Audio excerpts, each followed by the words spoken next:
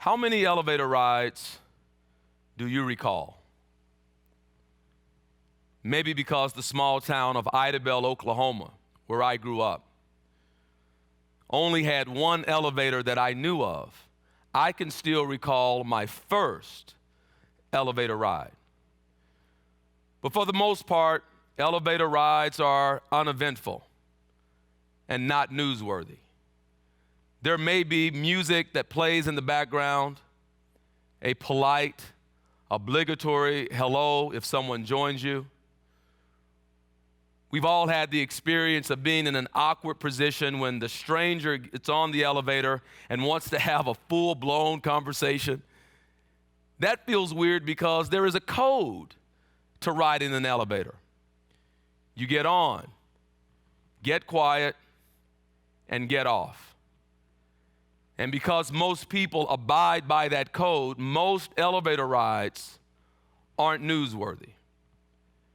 But I would like to share with you a story of an elevator ride so significant that the impact of it is still being felt 100 years later. And upon closer examination, there are some lessons around emotional intelligence that have been missed. And that is a problem. So allow me to be your elevator operator of sorts. And together we'll make some new discoveries and perhaps change some perspective. To begin, we're going to go underground. We're headed into the basement. Now it gets a little darker here, and for that reason, not a lot of people like to go. But the truth is, you wouldn't appreciate the light if it were not for the darkness. So watch your step as you get off. The smoke makes it difficult to see, and the embers can still cause degrees of burn. You find yourself in the middle of 34 blocks of destruction, ruin, burned to the ground. Churches, schools, businesses, homes, and even people set aflame. Now, sadness would be a fitting emotion if Mother Nature was the culprit. But this was done. This destruction was at the hands of men who were emotionally unintelligent, who suffered from perception bias, who were fearful, and they lacked some facts. Today it's known as simply Tulsa, but where you're standing was once known as the Greenwood District, Black Wall Street, an area thriving, an area in such abundance and affluence that it was called the Black Wall Street. The year's 1921, and you have men and women who are one generation removed from slavery, who through collaboration, resilience, and effort decided to be personally responsible for the lives that they wanted to live. And through those pioneers, greatness was the experience. Study the pioneers of the Greenwood District, and it is a masterclass in emotional intelligence, self-reliance, responsibility, awareness, motivation, social skill, and empathy. So what happened? Why are we standing here in the ruins instead of experiencing more of this area's innovation? What if I told you that it started with an elevator ride? That on this elevator ride, a button was pushed that was not on the elevator itself, but a button, a trigger was pushed in the psyche of human beings. Remember this name, Dick Rowland. Dick Rowland was an orphaned teenager who had become an entrepreneur. And he saw a need and decided to fill the need as a shoe shine boy. And he was so good at it. It is reported that he could shine a shoe so well that you might be able to see your reflection in the wingtips or the Oxfords that you were wearing. Dick Rowland's complexion was a lot like mine. And he went to work daily, shining the shoes of men in business in downtown Tulsa. And on a particular day, he needed a break from being crouched over and shining shoes. Now remember, the year is 1921. And so Dick Rowland could not use the same restroom of the people whose shoes he shined. And so he had to go across the street to the Drexel building. And at the top floor of the Drexel building, there was the restroom where his skin color could use the restroom. Now, I found it interesting that you would send the disenfranchised, those who were considered fractionally human, to the top floor. In my experience, the top floor was where everyone was trying to get to. But here in 1921, the top floor was the place where colored people could use the restroom. How come? Well, Elijah Otis had only recently introduced a braking system for elevators. And so it was actually more dangerous. But on that day, Dick Rowland goes on the elevator. He goes up, and on his way back down, he's getting off of the elevator. And as he's getting off, he trips. He slips. He missteps. And when he did, he bumped into that day's elevator operator, Sarah Page. Have you ever been bumped? Has anyone ever accidentally kind of knocked you off balance? What'd you do? Maybe you dropped the things that you were holding, or you gasp because it caught you off guard. Well, Sarah screamed. And when she screamed, it got the attention of an observer. The observer turned to where the noise had come from. He sees Sarah, who happens to be white. He makes eye contact with Dick Rowland. Dick runs.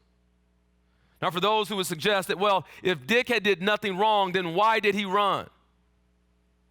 And I would say, well, take your chances. As a black orphaned teenager in 1921, your word against the word of this white observer. So Dick runs.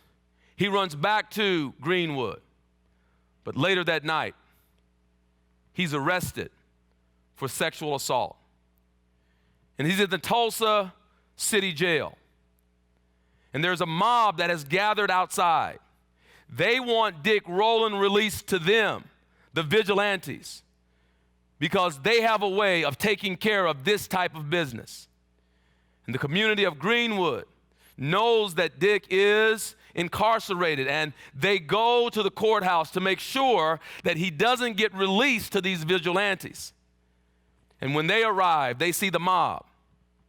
And so, seeing that they are outnumbered, they retreat back to Greenwood. And they returned. And when they return, the number has grown to over 1,500. Violence ensues. And so they retreat again back to Greenwood. But now the mob is under the impression that, well, wait a second, they're going to go get more reinforcements, not just from Greenwood, but from surrounding areas, surrounding towns. We're in trouble. And so, destruction begins to take place.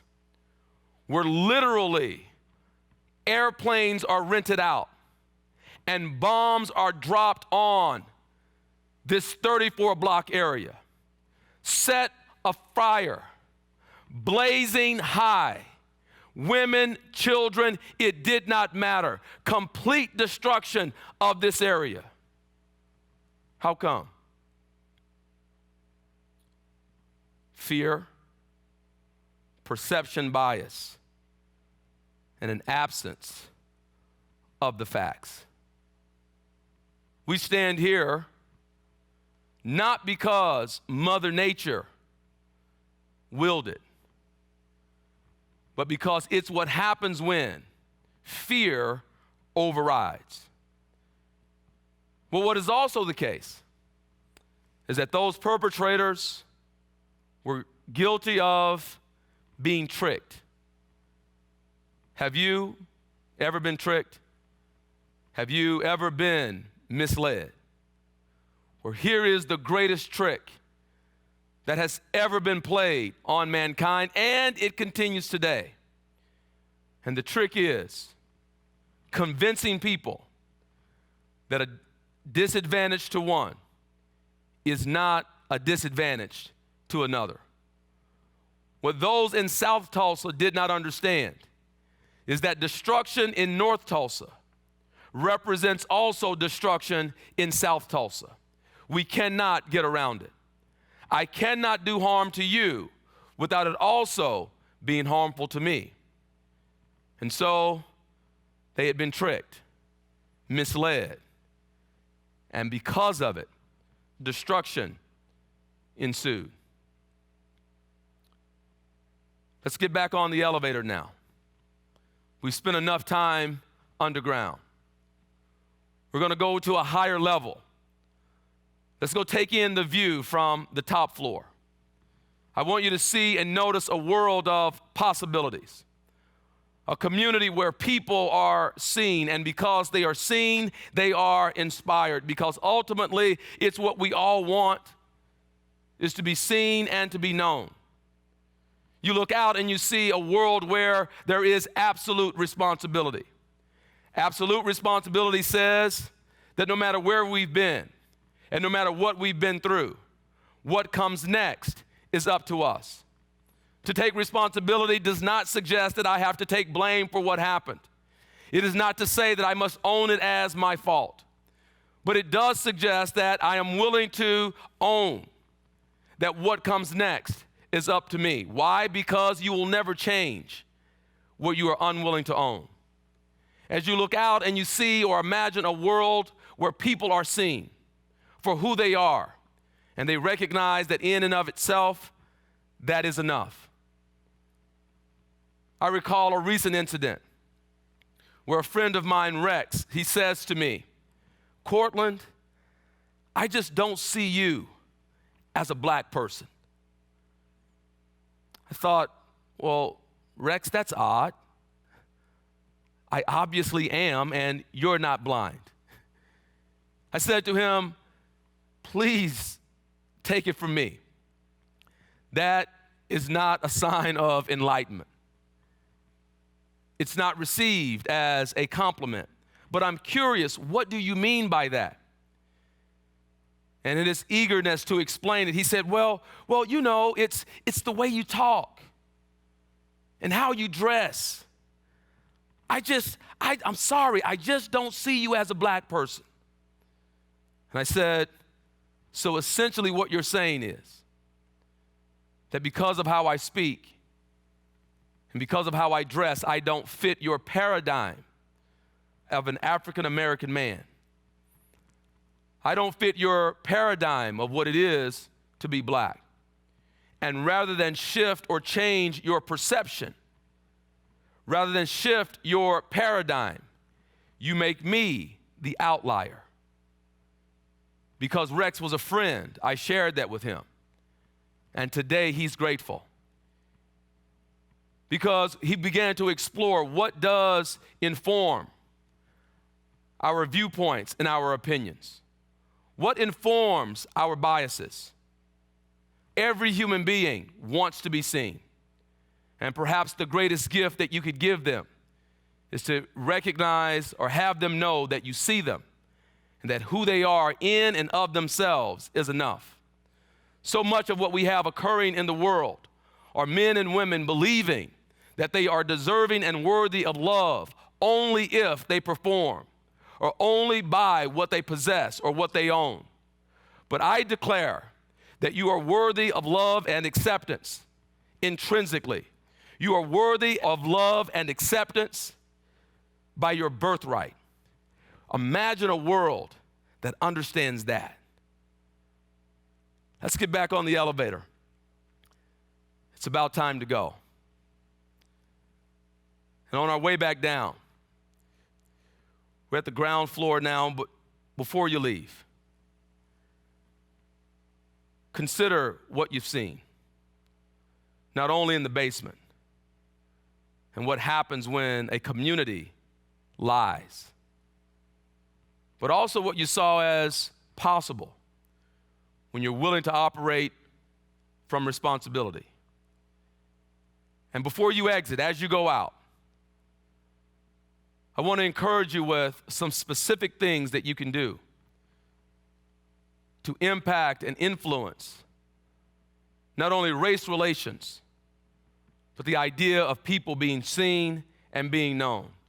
And we can in fact use the elevator as a metaphorical reference. Have you ever had that experience of you're running towards the elevator, and just as you get there, you see that the elevator doors are closing. And just as you're about to there's a hand that interrupts the sensor. Or maybe they just push the button to open the door again. And you're gladly stepping on like, oh, thank you so much. Remember that feeling? That's the feeling of being seen. One thing that you can do is be the person who holds the door for someone else. I want to encourage you to visit some different floors. See what's happening in places that are not your own. That might look like you go to an area of town where you don't live. Eat at a restaurant where the cuisine that is being served is not what you grew up on. And before leaving, go say thank you to the chef who is passionately living his or her dream. Visit some other floors. Expand your perspective. Because the truth is, choice is a function of awareness. I can only gauge or judge why you made that choice if I know what you are aware of. So again, hold the door open. Visit some other floors. And number 3, here's what I want you to do. Think about that feeling when someone is willing to assist you in getting where you desire to go. And know that you can provide that for someone else. Be a person who's willing to ask, where are you headed? And then do what you can to assist them in getting there. Hold the door open. Visit some different floors. And also be one who's willing to ask, where are you headed? And then be willing to assist in getting them there. Thank you.